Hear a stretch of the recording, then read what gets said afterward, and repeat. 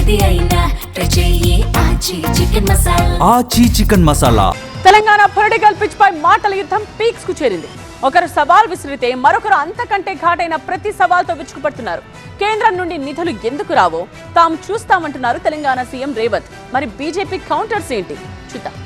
Regional ring రోడ్డుకు ఎందుకు అనుమతి ఇవ్వరో, వరంగల్ ఎయిర్పోర్ట్ ఎట్లా రాదో, ఆదిలాబాద్ ఎయిర్పోర్ట్ ఎట్లా నిర్మించారో నీ సంగతి చెప్తా.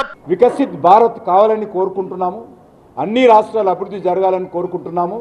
ఈ ఒక్క నెలలోనే 28,000 కోట్ల రూపాయలు కేంద్ర ప్రభుత్వం తెలంగాణ కోసం ఇచ్చింది. ఈయన ఈరోజు నా గురించి మాట్లాడుతూ ఉన్నారు.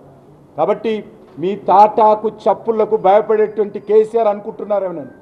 మేము భారతీయ జనతా పార్టీ కార్యకర్తలం.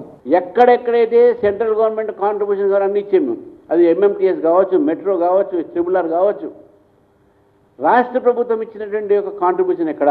ధాన్యం కొనుగోలే కానీ, ఈరోజు రైల్వేసే కానీ, రైల్వే కొత్త మార్గాలే కానీ, హైవేలే కానీ, రోడ్లే కానీ, పిఎంజిఎస్వై రోడ్లే కానీ, అంగన్వాడీ బిల్డింగ్లే కానీ, మహిళా సంఘం బిల్డింగ్లే కానీ, మహిళా సంఘాల గోదాంలే కానీ, ఈరోజు సీసీ రోడ్లు కానీ, గ్రామ పంచాయతీ భవనాలు కానీ, ఈరోజు ప్రతి ఒక్కటి కూడా కేంద్ర ప్రభుత్వ నిధులతోనే వాళ్ళ గ్రామాల్లో అభివృద్ధి జరుగుతుంది.